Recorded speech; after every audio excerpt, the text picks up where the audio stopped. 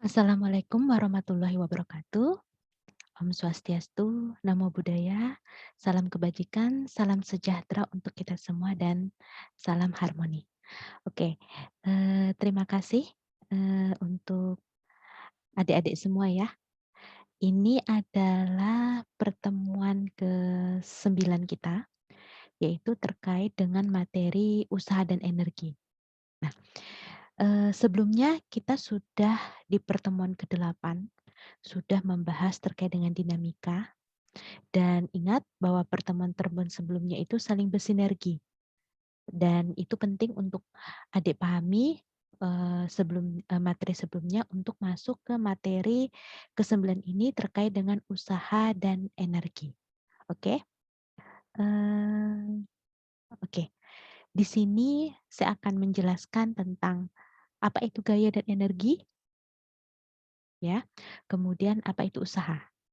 Nah, terkait dengan materi ini, itu telah saya share 1 hari sebelumnya ya, terkait dengan, slide ini dan saya harap adik-adik semua itu sudah, membaca, paling tidak tahu gambaran umum, terkait dengan materi yang akan saya sampaikan.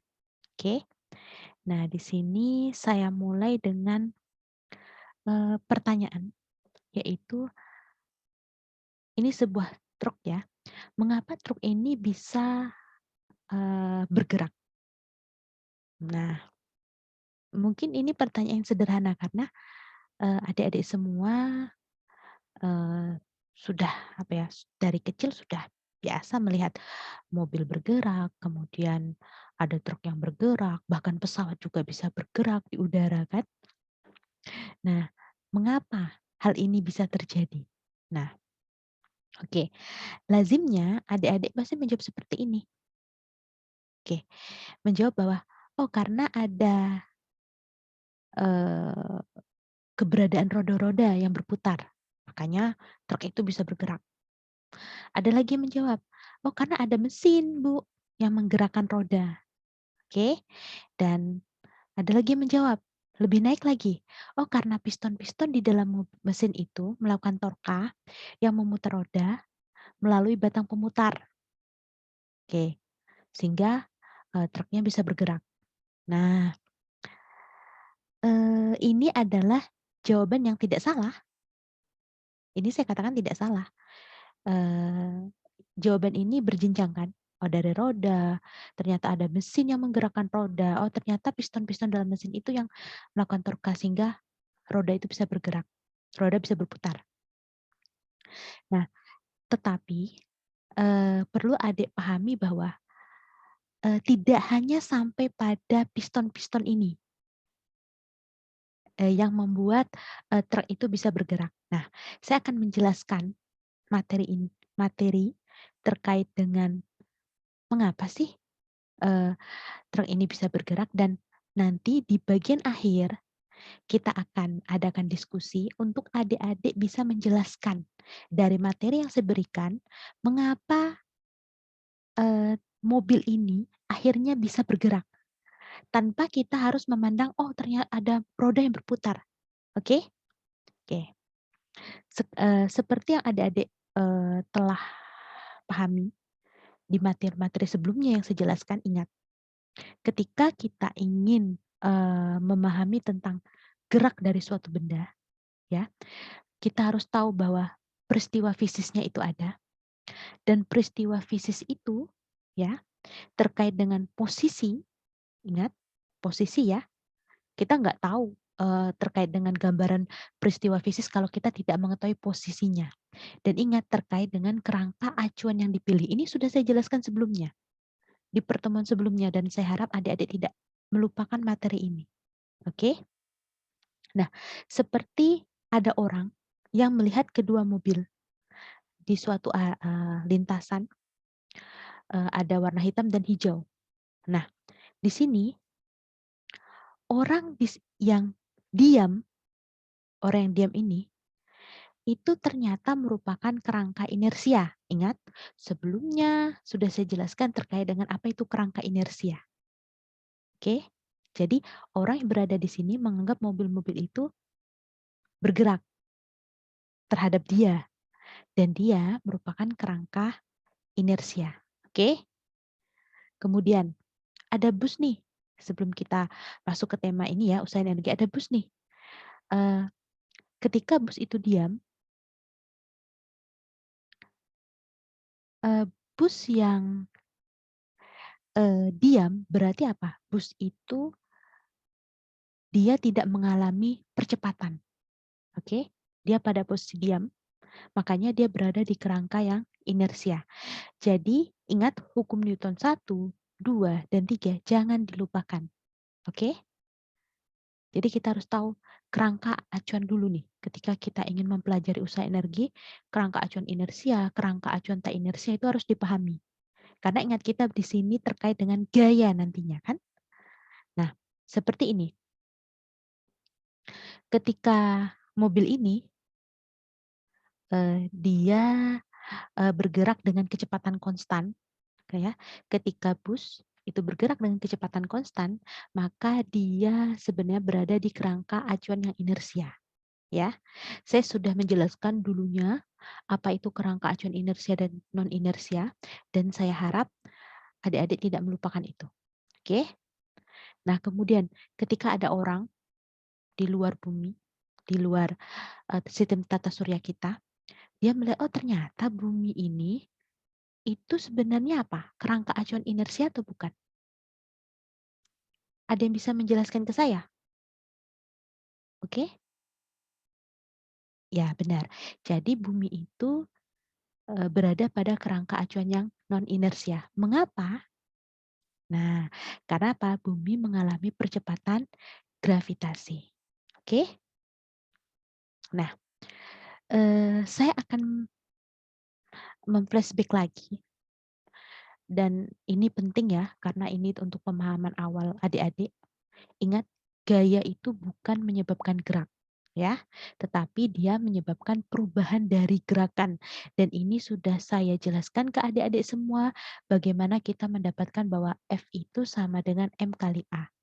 Ingat, M kali A ini atas dasar apa? Atas dasar dm per dt ini turunannya itu sama dengan 0. Artinya apa? Massa di sini dianggap konstan.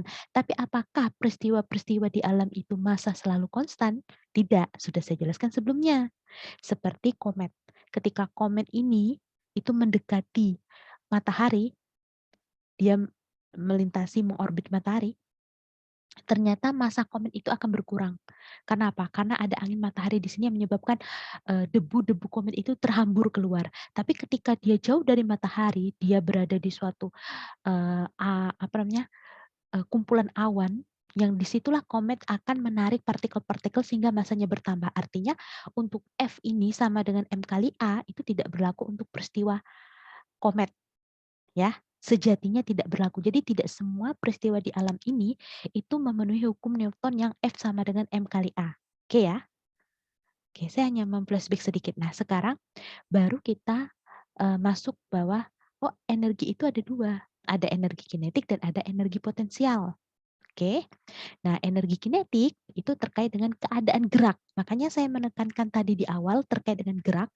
Gerak kita harus tahu posisinya dan kita harus tahu bahwa posisi itu nanti kaitannya dengan kerangka acuan. Apakah dia kerangka acuan yang inersia atau yang non inersia? Ingat, karena apa? Energi kinetik ini sangat terkait dengan gerak suatu benda.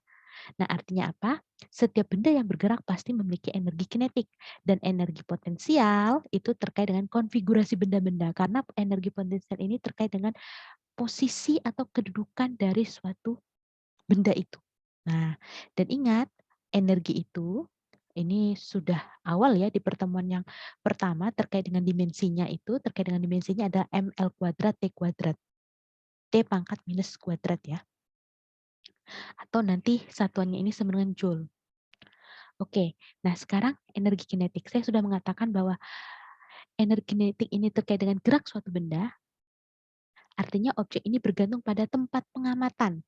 Ingat, bergantung pada tempat pengamatan, yaitu adalah kerangka acuan. Oleh karena itu, energi kinetik juga bergantung pada kerangka acuan. Ya, karena gerak itu bergantung pada kerangka acuan dan energi kinetik itu terkait dengan gerak suatu benda, maka energi kinetik juga bergantung pada kerangka acuan. Nah, lazimnya orang selalu mendapatkan energi kinetik itu eee, dari pemahaman klasik. Nah, di sini untuk pertemuan ke-9, Ibu akan, memberikan pemahaman yang sedikit agak apa ya, ya dibilang ekstrim tidak sih, sebenarnya ini dari sudut pandang yang sedikit berbeda dari yang lazimnya mungkin adik-adik di sini pernah mendapatkan terkait dengan energi di, eee, sebelum-sebelumnya di fisika dasar kan. Nah, di sini saya menjelaskan bahwa, ada namanya teori relativitas khusus Einstein. Nah, di sini energi itu untuk keseluruhan benda pada sembarang kerangka acuan. Di sini ingat di sini adalah sembarang kerangka acuan. Artinya kita tidak menetapkan bahwa dia harus inersia atau non inersia. Di sini energi kita tahu bahwa dia adalah mc kuadrat per akar 1 minus v kuadrat per c kuadrat. Ini memang perumusan energi pada teori relativitas khusus Einstein. Nanti di materi selanjutnya masuk ke fisika modern dan kalau bisa sampai ke teori relativitas khusus, kita akan selalu berkaitan dengan energi ini. Nah, di kerangka diam benda, nah ketika benda itu berada di kerangka diamnya, oke, berarti dia tidak ada kecepatan di sini. Nol di sini kecepatannya. Kalau ini nol berarti apa? E0-nya itu adalah mc kuadrat. Nah, bagaimana? Sorry. Oke, bagaimana energi kinetiknya? Nah, ternyata energi kinetiknya adalah energi ini di sembarang kerangka acuan dikurang dengan di kerangka diam benda. Ya rumusnya tinggal ini. mc kuadrat ini E dikurang ini. Oke. Nah, dan kalau saya sederhanakan menjadi persamaan nomor 3 ini. Nah, ingat. Nah, adik-adik saya tahu bahwa adik belum mendapatkan deret Taylor ya. Karena nanti ini adik-adik dapatkan di Fismat. Tapi tidak apa-apa untuk apa ya, pemahaman awal sebelum nanti kita masuk ke pembahasan materi yang lebih apa ya, yang lebih rumit lagi. Biasanya nanti adik-adik akan mengenal adanya namanya deret dan penderetan itu sebenarnya untuk memudahkan adik-adik melakukan perhitungan. Nah, di sini kita kenal dengan namanya deret Taylor, yang mana nanti suku ini nih, yang 1 per ini, itu dapat dirumuskan seperti pada persamaan 4 dan karena ini akan semakin kecil nih suku-suku ini, makanya ini sama dengan setengah V kuadrat per C kuadrat. Oke? Nah, karena ini tidak lain adalah ini, karena ini kan 1 dikurang 1, ada 1 minus 1 di sini, makanya nanti ini hilang, kan ada minus 1 sini, makanya dapatnya setengah V kuadrat per C kuadrat ya. Oke. Nah, sehingga energi kinetik ya sudah, yang tadinya ini, persamaan ketiga ini, kita ganti dengan ini. Hasilnya apa? Setengah MV kuadrat. Sama halnya ketika adik-adik mendapatkan ilmu dari eh, dosen sebelumnya di fisika dasar, bahwa ini energi kinetik itu sama dengan setengah mv kuadrat. Ini untuk kerangka diam benda ya. Ketika ada kerangka di sembarang kerangka dikurangi dengan kerangka diam benda. Nah, jadi adik-adik jangan berpikiran bahwa setengah mv kuadrat itu dari mana, gitu kan? Apakah itu energi kinetik itu karena apa namanya? Karena hanya semata-mata ada gaya, semata-mata ada kecepatan, ada massa di situ. Nah, tapi kita bisa memperoleh pemahaman terkait dengan energi kinetik itu dari teori relativitas khusus Einstein. Oke. Nah, selanjutnya untuk topik yang kedua itu terkait dengan apa itu usaha. Nah, di sini usaha atau kerja ya yang dilakukan oleh gaya. Ingat, yang melakukan usaha itu siapa? Gaya, ya. Usaha yang dilakukan oleh gaya pada suatu sistem itu apa? Adalah perubahan energi sistem akibat bekerjanya gaya itu. Itu yang harus adik-adik pahami. Jadi usaha atau kerja yang dilakukan oleh gaya pada suatu sistem adalah perubahan energi atau perubahan tenaga sistem akibat bekerjanya gaya itu. Nah, makanya di sini W nanti ini sama dengan delta EK, ditambah ada delta sedikit ini. Ini perubahan dari energi kinetiknya. Makanya kan lihat usaha itu sama dengan energi, atau sama lebih tepatnya energi kinetik ditambah dengan eee, delta energi. Tapi ini karena kecil, makanya nanti ini diabaikan. Jadi sama, usaha maupun energi satuannya sama, sama-sama joule. Oke. Nah, ini adalah, gambaran awal di pertemuan 9 ini. Dan, karena saya tahu adik-adik di sini saya minta semuanya on cam dan semuanya aktif mendengarkan saya, karena adik-adik saya bisa lihat semua di sini, dan, karena saya tahu bahwa mungkin ini nanti terkait dengan kuota dan mungkin tadi ada beberapa yang keluar masuk, Zoom, makanya ini saya akhiri.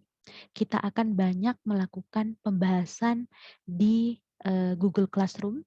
Di situ, sudah saya sediakan juga beberapa soal latihan, baik yang dalam bentuk formatif maupun yang esai. Dan dari yang apa saya paparkan ini, nanti tolong adik-adik, tuliskan pertanyaan-pertanyaan yang adik-adik rasa bahwa adik-adik masih bingung nih dengan penjelasan terkait dengan materi ini. Ataukah materi ini kok, adik-adik merasa kok beda sekali ya dengan waktu adik-adik mendapatkan mata kuliah di fisika dasar, tolong disampaikan. Ingat, saya tidak akan terlalu banyak, menghabiskan kuota adik-adik semua, tapi yang perlu adik-adik tahu bahwa adik-adik harus, belajar dan mempersiapkan pemahaman adik-adik terkait dengan materi yang akan disampaikan, karena materi ini sudah saya berikan 1 hari sebelumnya dan saya harap malamnya adik-adik sempat membaca. Oke, sekian yang dapat saya sampaikan, terima kasih.